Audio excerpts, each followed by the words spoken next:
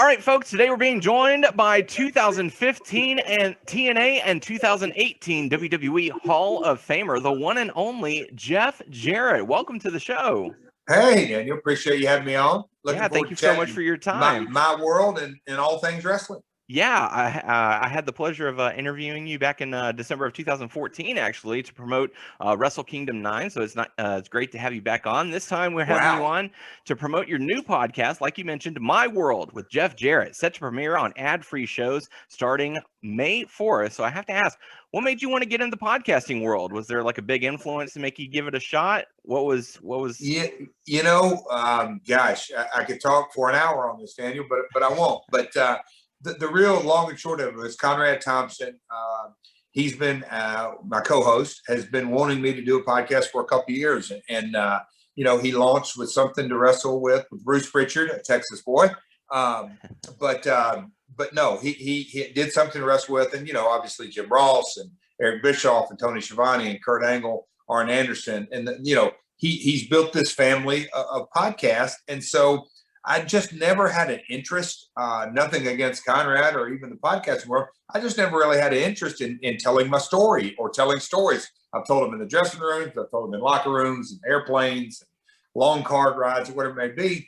But as time sort of rolled along, and then COVID hit, pandemic hit, and I sort of changed my perspective on a few things, just looking at on-demand entertainment.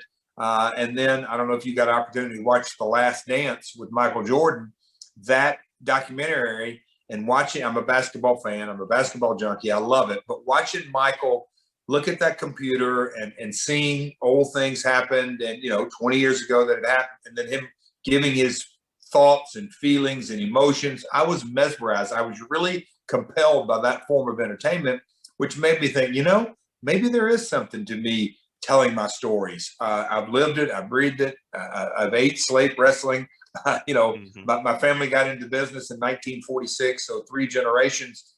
So lots of stories to tell, lots of content there. Conrad's format is unbelievable. Obviously, it's not guest driven. It is, we're going to take an event and we're going to do a deep dive and we're going to tell the story behind the story. And that's something that, I've often, you just mentioned in 2014, we connected, but what we were doing, we were talking about an event coming up. We were promoting toward the future. Mm-hmm. I've always looked, I've never really looked in the rearview mirror. I hadn't looked in the past. I've tried to learn from it, but I hadn't really harped on it and lived and dwelled in the past. I've always been a forward thinker. So now in the podcasting world, the form of business with Cumulus is our distribution partner, with A-list sponsors, the business model, Conrad, just sort of as in all things of entertainment, the timing felt right. And I'm really excited. We start dropping episodes every Tuesday and we start May 4th next Tuesday. So I'm excited. Now, with it being starting on May 4th, I don't know if you're aware, May 4th, also known as Star Wars Day. May the 4th be with you. So I'm just curious, was that by chance, or are you a Star Wars fan? Are you a hidden Star Wars fan? I'll say this, Conrad, it's not just Conrad. Conrad has an entire team. So there is a groundswell of May the 4th be with you. So there's quite a bit of an excitement coming out with it. And it goes without saying, the franchise Star Wars is synonymous around the globe with May the 4th would be with you. So we sort of lucked into that. I'd like to take credit for that, but no, the timing was right. It's the beginning of the month, everything that goes with it. But I'm sure we're going to be capitalizing off that. Just you're a step in front of us. Absolutely. Now, you mentioned that you're going to have stories of the past. You will be taking on certain events of yesteryear. Will you be giving your takes on the current product? Will you be interviewing talent of today's wrestling? If so, who would you like to possibly interview? And that's what's one of the things that interests me. That look. We're going to be, Conrad's format is taking an event from the past. So there's no guest involved. It's an event. Look, I comment on the in-ring product or today's product at different times, but that's not what my world's about. My world is strictly about retelling stories and truly telling the story behind the story. Gotcha.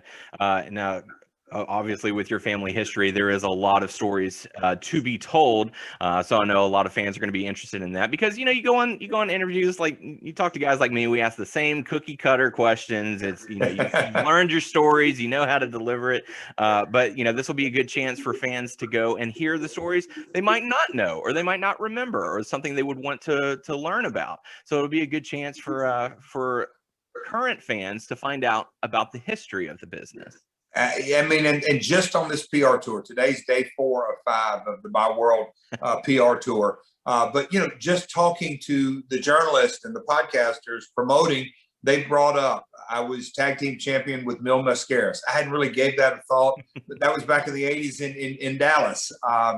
Different stories about a pay-per-view me and Sting did in New Zealand. Some UK stories, Memphis stories and Double J stories. Obviously, the obvious are the my match with China, or this WCW win, or NWA win, or working with David Arquette, or whatever it may be. But man, we're gonna have lots of fun again telling those unique slants that come in, and it's obviously with social media. The ad-free team is finding out from the listeners. What do you want us to talk about? What stories do we know? And that's another thing that compelled me to it, that I told Conrad, look, don't go by what I think might be an interesting topic. I want you to tell me and you ask me. So the format has really pushed me over the edge that, look, they solicit from fans. So we know that, okay, these fans want to hear this story. Let's dive into it. And we're going to tell the good, the bad, and the ugly part of it. So that's exciting for me, because I put on my hat as, how's the consumer? How's the viewer? Are they going to be entertained? Do they want to hear it? Are they going to consume it? So I'm excited to head down that road. Awesome.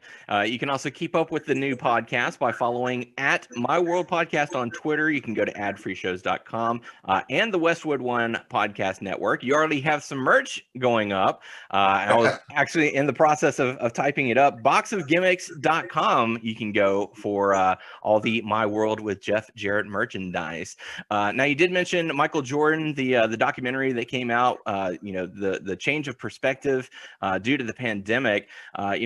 One of the toughest things for a wrestler is not having a crowd's energy to feed off of. And, given the last year with the pandemic, the wrestling world has had to make a huge adaptation to everything that's gone on in the last year, whether it be using a limited crowd, screen fan viewing like the Thunderdome, even some piped in audio. I know Impact just had their pay-per-view with the piped in audio. How do you feel as a performer? How do you feel you would have handled those first few months of adjustment being a wrestler? I know the bumps and bruises would probably hurt as an adjustment, but just because the energy that a crowd brings. I told the guys when I was down at Thunderdome, that alone, performing, it's just a different type of energy. But look, we all adjust. The one thing that I, as a third generation promoter, that I feel really proud as we're coming out of this pandemic is that, you look at even golf shut down, or racing when there's social distancing, unless you have a crash. But, every sport shut down, Hollywood shut down, you name it. I mean, everything, the music business, touring, and so many things, everything shut down in some shape, form, or fashion. And as it relates in the entertainment industry, professional wrestling didn't.